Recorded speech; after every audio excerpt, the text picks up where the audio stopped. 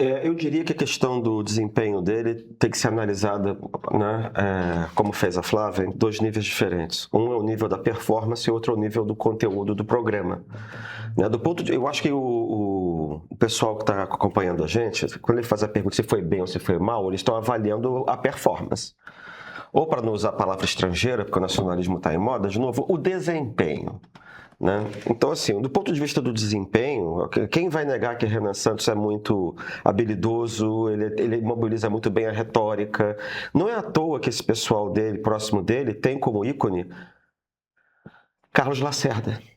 Né? O que era o Carlos Lacerda? Carlos Lacerda era uma liderança liberal, democrática, num tempo de Guerra Fria e que, com a deriva de esquerda, caiu fortemente para a direita. E ele era um tribuno. E essas pessoas que compõem MBL, ou Missão, né, eles são uns meninos, desculpa, menina comparado com, sei lá, com o PT, né, com o Caiado, assim, mas assim, é uma geração mais nova. Menina é todo mundo que é mais novo que eu, tá? Pronto, tá resolvido. O critério é esse, se for tá? assim, Né? Tá bom, menina? Toscada. Então, assim, todo mundo é menor do que eu. São os caras, assim, de 25 a 35, 40 anos de idade, né, que tem todos um perfil parecido quando a gente olha. Eles são de classe média ou classe média alta, eles são formados se formaram em colégios privados, participaram de uma emergência de movimento estudantil pela direita, nesses lugares privados, ou no Mackenzie, ou na PUC, ou seja lá o que for, tá? PUC, quando eu falo PUC, é PUC do Rio de Janeiro, tá? Então, eles têm um perfil muito parecido, são homens, tá? Logo tem uma educação maior, do ponto de vista da instrução, e são mais preocupados com doutrina. Eles são preocupados com mais doutrina e com programa. Eles têm uma coisa de renovação, de reenxertar conteúdo, digamos assim, conteúdo intelectual, porque isso é uma marca da elite. Né? Então, eles reivindicam um certo retorno de uma certa elite de direita da sociedade civil. Tá? Porque até agora a gente tinha elite da sociedade civil, a gente sempre tem, mas a elite é uma elite progressista. Né? Eles são uma elite de direita. Mas eu diria que o lugar de recrutamento não é muito diferente desse pessoal. Né? E é um público que estava sumido há muito tempo daí. Eu não me lembro. Eu tinha, 16 anos de idade em 1990. Esse público não participava. Aliás, esse público era de esquerda. Era o público que estava no impeachment do Collor. Que minha geração é a geração do impeachment do Collor. Não é? Dela é da Dilma. Entende? Então o que acontece? E aí você tem essa coisa tribunícia, essa coisa do programa. Alguém já me falou que eu até estava querendo ler. Eu estava num congresso de ciência política, né, lá no Pará. Alguém me disse que o famoso livro amarelo do Missão, que tem um livro, mas parece que é uma coleção disso, a enciclopédia. Né? Isso lembrou até o Plínio Salgado, que tinha enciclopédia integralista, né, que tudo tem que ser uma coisa doutrinária. Né? Então, esse aspecto me parece um aspecto interessante. Então, você tem uma boa desenvoltura no falar. E vamos falar outra coisa. Você também tem comunhão de classe com as pessoas com quem você está conversando ali nesses programas, entendeu? Você não está conversando com a Dona Maria, você não está conversando ali com o seu João da Silva, né? De onde saiu, aliás, o senhor Luiz Inácio Lula da Silva, né? Uhum. Tá? Então, desse ponto de vista, é uma coisa que encanta, eu acho que setores de direita da classe média, que estavam órfãos dessa retórica mais udenista, digamos assim, tá? Do ponto de vista do conteúdo, eu acho que tem um ponto que também é muito importante. Eu vou falar só do aspecto do conteúdo, depois a gente entra nas minúcias da bomba atômica, né? Ele é o único candidato que está vendendo futuro. Você olha para ele e você vê que ele não tem nada a ver com a Nova República.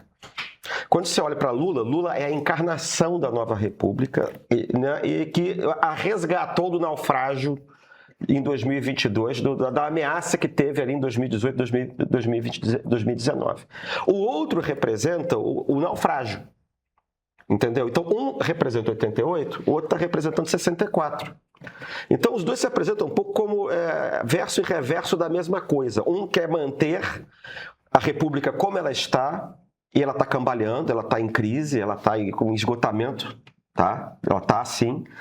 O Lula, na verdade, ele não regenera o regime, ele não tem como. Ele é o regime, ele se tornou o regime, de alguma maneira, a representação do regime. Tanto para o lado bom, de quem é democrata, ou para o lado ruim, de quem acha que o regime é corrupto, que o regime não representa ninguém, que o regime é comunista. Tá? E o outro é a negação disso. Mas é uma negação assim, como se fosse uma sombra. Ele não tem conteúdo próprio. Ele é o oposto.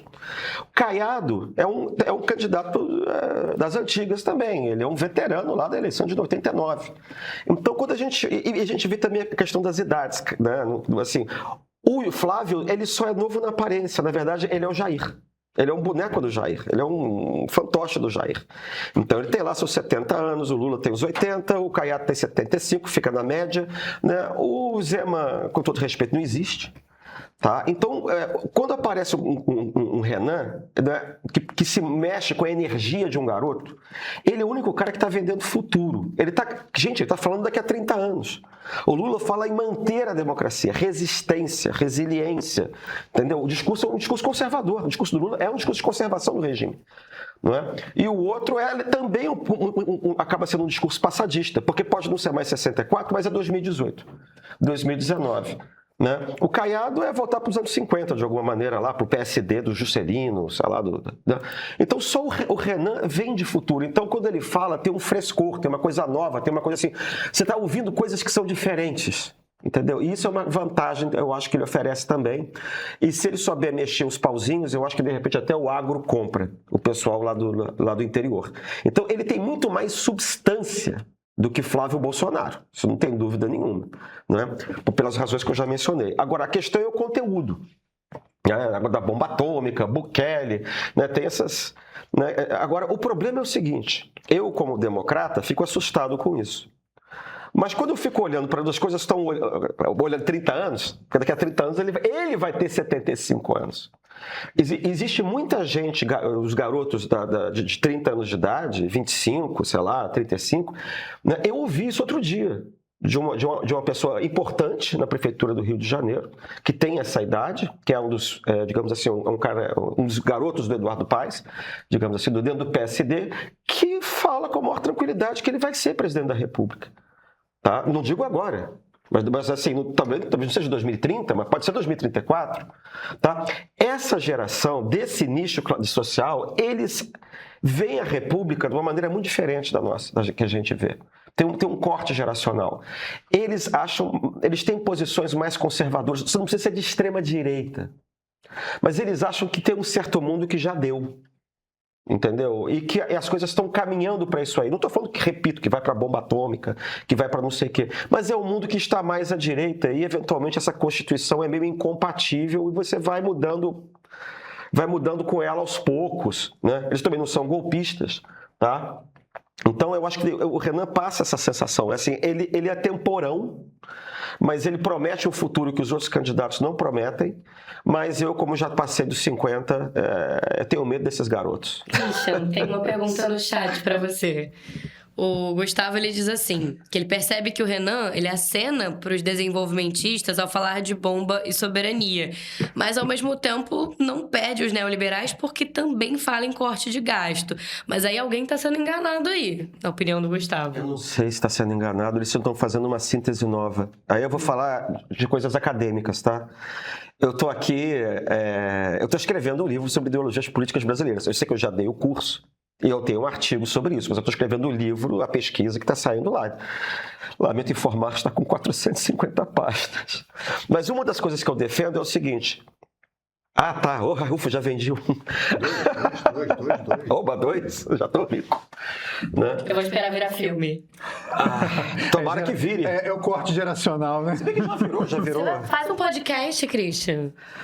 Não, eu tenho que conversar com vocês para fazer conteúdo, né? Mas assim, o meu ponto as ideologias, elas mudam, elas não são fixas no tempo, elas se adaptam a esses ciclos que eu fico falando aqui, né? A gente tem um processo geral que eu chamo de mundialização, que é a integração progressiva do mundo todo por sucessivas revoluções tecnológicas, né, que impactam no desenvolvimento do capitalismo de um lado e que vão democratizando do outro. Então a gente está saindo de um mundo fechado, agrário, rural, entendeu? Isolado, né? Sei lá, do século XVI, e aristocrático, feudal, hierárquico.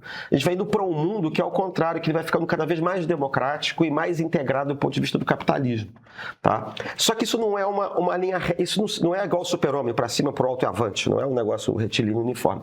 Isso avança por avanços e reações. Porque você tem muita mudança nos períodos de globalização, aquilo dá um desarranjo, aquilo causa insegurança, aquilo causa umas crises, aquele otimismo desaparece, aí aparece a insegurança e você tem um retorno. Tá? Não vou ficar aqui falando dos períodos, a guerra dos 30 anos, mas enfim, você tem um movimento que funciona assim. Ele não interrompe, mas ele vai... O efeito sanfona da história. Só que a sanfona vai ficando cada vez mais larga. Exato. Né? Tá? Então, ou vai em espiral, ou vai uma coisa assim. Então, a gente consegue imaginar para onde é que a coisa está indo, vendo as reações históricas anteriores. A gente consegue ver a década de 20, de 30, 40.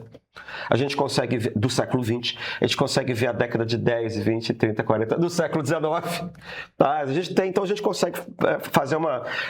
Mas é claro que não é repetição, tem uma mudança na base tecnológica que é a coisa nova, tá? Enfim, o que eu estou querendo chegar? As ideologias mudam conforme a gente está num ciclo de globalização ou de desglobalização. O liberalismo muda. Por exemplo, vou dar um exemplo. Primeira vez que eu vou falar isso em público. Uma das hipóteses que eu tinha era de que a principal ideologia da política brasileira sempre foi o que eu chamo de conservadorismo estatista. O conservadorismo estatista era um que dizia que era um conservadorismo anfíbio, que dizia o seguinte: é a ordem e progresso. Todo mundo sabe o que é. É assim. Num país atrasado, periférico, que a nacionalidade está perigando, e que desse tamanho, a gente tem vocação para ser império, mas nós somos a sociedade mais atrasada do mundo. Então a gente tem que ter uma espécie de absolutismo ilustrado. Então é assim: lá na frente a gente vira democracia. No meio do caminho a gente tem que cuidar de segurança nacional, desenvolvimento, a gente tem que... o Estado tem que empurrar. Não tem sociedade, o Estado tem que empurrar. A gente fica associando isso ao regime militar, ao Geisel. Mas, gente, Pedro II foi assim no começo, o Marquês do Pombal era isso, o Getúlio Vargas era, o Estado Novo era isso. Depois teve a versão de esquerda disso, que é o socialismo nacionalista, que é o Getúlio II, Jango, Brizola, entenderam? Então, no período de globalização, eu acho que até o socialismo nacionalista ficou meio cosmopolita, das identidades de gênero e tal, deu uma enfraquecida, deu uma liberalizada. E o conservadorismo estatista sumiu. Porque ele sempre disse que ele só ia ser autoritário enquanto houvesse necessidade de modernizar. Entendeu? E aí o que aconteceu? A ditadura modernizou, o autoritarismo perdeu o apelo que tinha e aquilo sumiu. O último cara que eu conheço que tinha um discurso daqueles, né, vocês vão todos lembrar, menos você, que é a menina, que nasceu, a também é menina. Nasceu antes de mim. Que foi o Enéas. Que era o Enéas. E aquele era um período de denúncia, inclusive, do anacronismo das posições nacionalistas. O mundo estava abrindo, o muro estava caindo, já tinha Gorbachev, já tinha Glasnost, entendeu? E, de repente, esse negócio começa a voltar. E o discurso, por exemplo, do Aldo Rebelo, é um discurso que é bem conservador e estatista. Discurso de militar, em geral, tradicionalmente, é um discurso conservador e estatista. Só que acontece o seguinte: o conservadorismo estatista sempre apostava numa tecnocracia para empurrar. Porque o povo nunca estava preparado. É o discurso do regime militar. O povo não está preparado para votar, mas daqui a pouco vai estar. Tem que ter partidos, esses políticos não prestam e tal, etc. Mas todas essas ideologias tem uma hora que elas se democratizam. Porque se a marcha que eu estava falando do mundo é o capitalismo e a democracia, elas têm que ir se adaptando.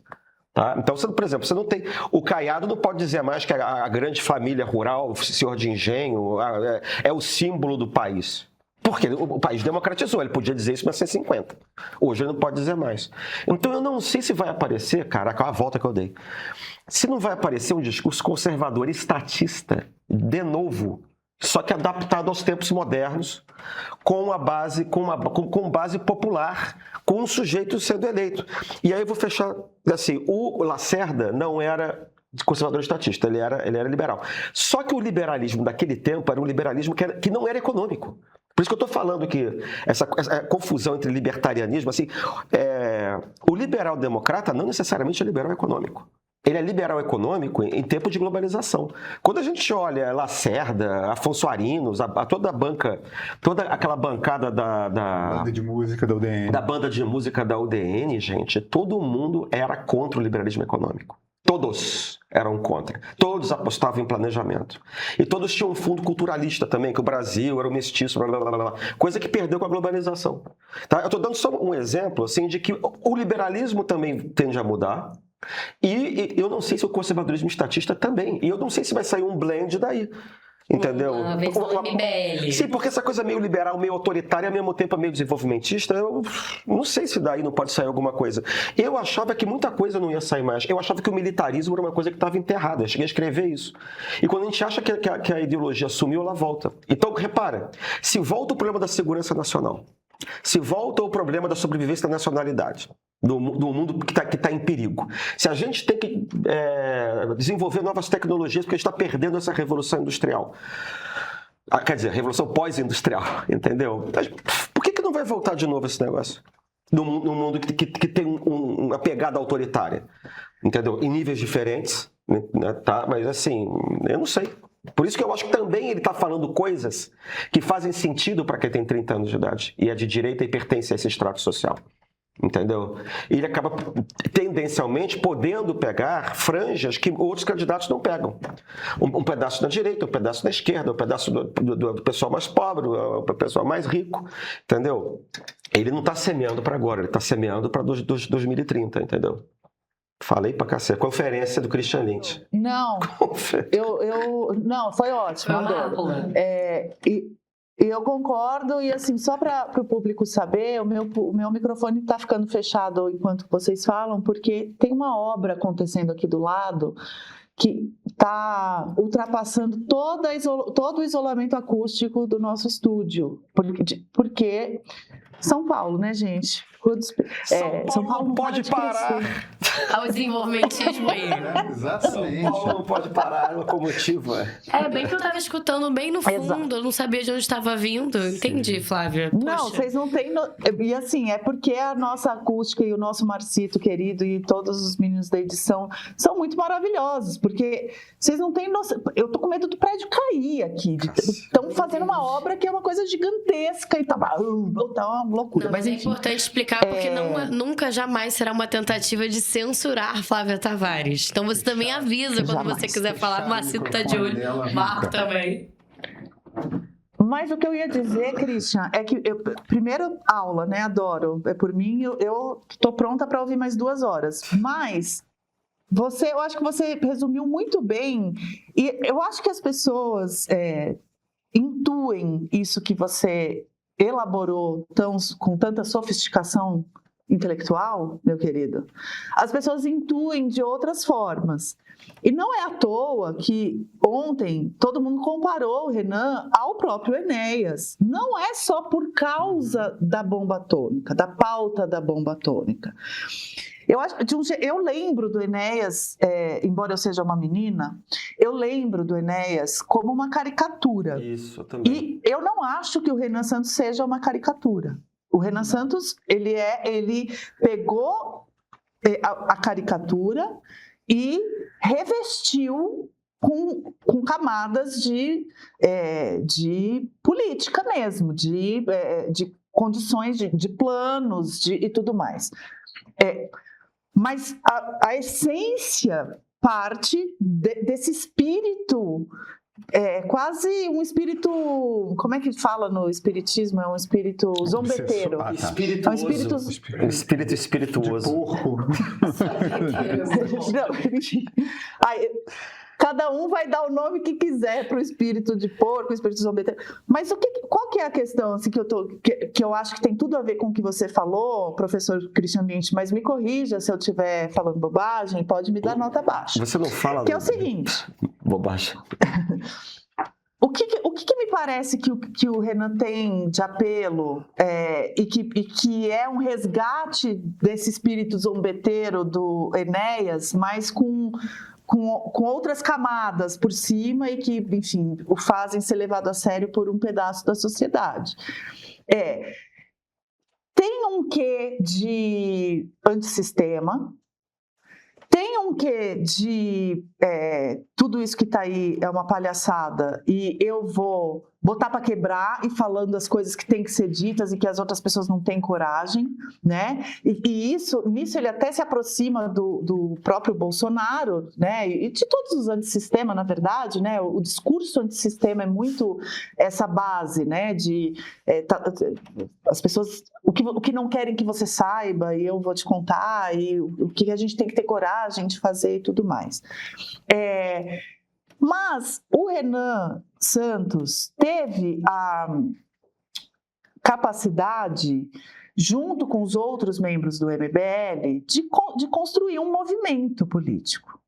Né? Então, o Enéas, ele era aqueles 30 segundos, aquela figura histriônica, uma imagem caricata e aquele grito e uma plataforma, basicamente, que era a bomba atômica. Ele não tinha muito... Assim, depois, quando você olha, né, como ele virou cult, muita gente foi estudar o Enéas depois, mas na época, para quem não se lembra ou para quem não era vivo, o Enéas era aqueles 10 segundos. As pessoas não conheciam a fundo o que o Enéas pensava.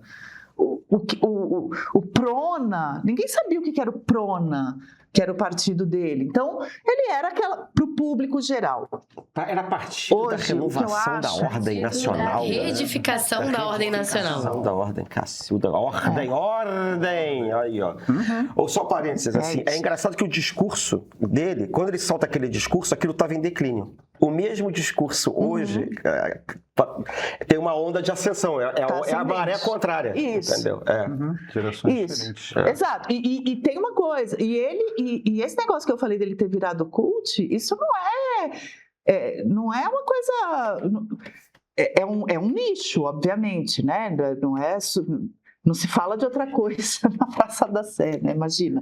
Mas só se fala de outra coisa na Praça da Sé. Mas tem um nicho que transformou essas ideias numa coisa cult.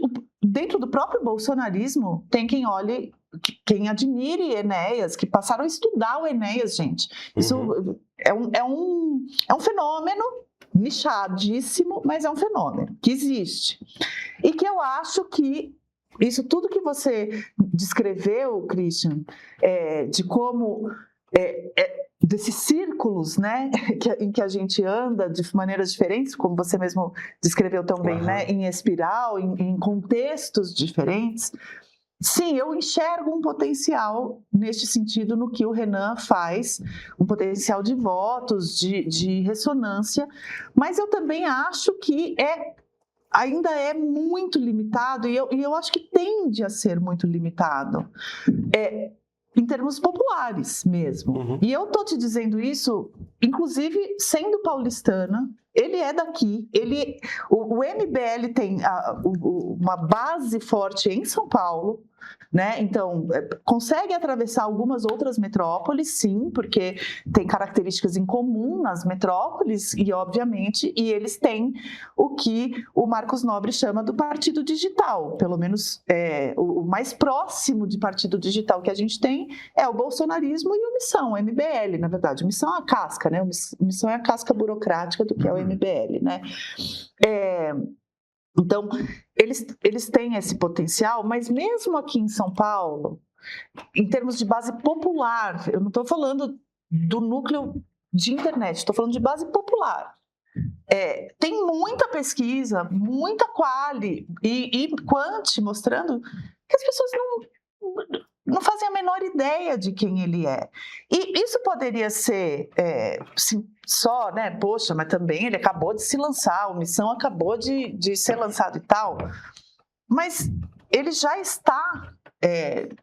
o MBL já existe há 10 anos. Então, assim, ele está na praça pública, do debate público político, já tem algum tempo. Então, assim, eu acho que ele vai sair bem mais conhecido desta eleição, porque ele está indo aos debates, ele foi ao Jornal Nacional. Eu acho que ontem ele deu um passo importante para ser mais conhecido. Mas hoje... 2026, como faz o Creomar, né? Pontuando bem a data, né? Porque o Brasil passa umas rasteiras na gente de vez em quando, não é fácil fazer análise a quente. Mas hoje, agosto de 2026, eu vejo ele com uma limitação demográfica e geográfica política muito importante. Assim, eu não consigo imaginar ele tendo uma penetração importante em públicos mais populares de outras regiões do Brasil e tudo mais. Se ele conquista o agro de alguma maneira, isso pode mudar, principalmente pensando em Centro-Oeste, que é onde o agro é forte e tem alguma afinidade com esse discurso antissistema, mas ao mesmo tempo estatista, né? Que é uma coisa muito doida, né? O agro é um setor que depende muito do Estado, né? E assume isso, né? Sem qualquer desconforto ideológico, claramente. Mas eu acho que em públicos de outras naturezas populares, assim, eu não enxergo ele com tanto potencial assim. E particularmente entre as mulheres, assim, eu acho que ele não é uma figura palatável para o público feminino. E não há nada demograficamente que indique que o eleitorado feminino vá diminuir. Ele só tem aumentado. Então, isso também eu acho que é uma limitação eleitoral muito relevante para ele, sabe? Que outros movimentos de direita talvez não tenham tão forte. O bolsonarismo tem, mas o bolsonarismo foi capaz de produzir figuras femininas que, se não zeram esse jogo, estão longe de zerar, já trabalham para diminuir um pouco, né? Então, a própria Michelle, evidentemente, mas tem outras, né? Tem Júlia Zanata, Bia Kicis, Damares, outras mulheres. A Celina Leão, no DF, por exemplo, é uma mulher bolsonarista. Ela é mais michelista do que jairzista, mas é do mesmo ambiente, né? Então, eu acho que o Renan Santos ele vai ter algumas limitações eleitorais com públicos que são os distintos desses que você descreveu tão bem, assim, e não sei o quanto ele vai ter capacidade de superar isso, sabe? Não me parece que isso lhe venha naturalmente. Talvez ele treine. Mas isso que você chamou a atenção, Flávia, muito corretamente, aliás, era também uma barreira do Lacerda. O Lacerda falava com a classe média urbana. Exatamente. Exclusivamente com a classe média urbana. Mas também que tá, e era um período de democratização. A democracia não estava assentada, não. Votava 15% da população. Exatamente. Né? Tanto que ele se elege governador da Guanabara, não é sequer... Não, mas a Guanabara era o Distrito Federal. Era o Distrito Federal, mas era um lugar que ele é governador da Guanabara, era um lugar onde tinha uma presença de uma classe média urbana muito mais forte. Uma eleição hoje, em que você tem uma zona oeste com um contingente eleitoral enorme, uma eleição da Guanabara hoje, talvez um cara com o perfil dele não conseguisse. Mas eu não sei, eles têm uma vantagem que os outros candidatos não têm: tempo. Eles têm muito tempo pela frente. Sim. Entendeu? Eles têm muito tempo para se adaptar, para fazer coalizão, para modular o discurso. Porque o discurso que eles têm hoje não é exatamente igual ao discurso de 10 anos atrás. Aquele livro ridículo lá, que eu não sei quem que escreveu, eu tive que ver na época lá, como meia dúzia de moleques engraçadinhos derrubaram a Dilma. Tem um livro com esse título, que eles escreveram lá, tipo, se autoglorificando, mãe de moleque, o Kataguiri, esse cara, o outro lá que foi fazer turismo sexual na Ucrânia, entendeu? Eu esqueci o nome desse cara, mamãe... Arthur Duval. Mamãe Caí, mamãe Chupeta, sei lá o nome dele. Enfim... então eu acho isso, assim, tem uma coisa, tem um corte também geracional e eles têm tempo, entendeu? Tudo que a gente está imaginando é o seguinte: como estará o mundo em 2030? Como é o mundo sem Lula? Como é que é o mundo sem Bolsonaro? O mundo sem o Bolsonaro, se o Bolsonaro for derrotado, é um mundo que não tem lugar para a família dele mais. Vai ser Tarcísio, vai ser quem está na base. A esquerda... Não sei como é que vai ficar, acho que ela vai ficar muito fragilizada se as coisas continuarem como estão. 2030 vai ser... Não tem o livro do Arthur Clarke, que vai ser Escolha Catástrofe, não tem Esse vai ser escolha direita, entendeu? Qual esquerda que... Perdão, escolha direita. A escolha direita que você quer. Tem uma palheta aqui de direita. Vai ter direita Caiado, que não vai ser o Caiado, vai ser outro. Vai ter direita MBL, vai ter direita... Mas é o que nós temos hoje. A diferença é que nós temos um candidato de esquerda forte. Isso. isso. Mas nós já temos esse cenário que você olha, quem tem potencial de ganhar votos do primeiro para o segundo turno é o Flávio, não é o Lula. O Lula está correndo sozinho. Essa campanha tem que começar a verdade derrotando a mentira. O filho mais velho do capitão segue aqui, de pé, firme e forte ao lado do povo brasileiro.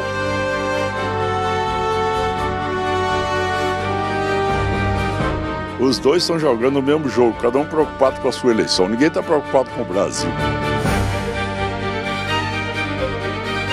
Tudo que dá certo nesse país parece que o PT não gosta.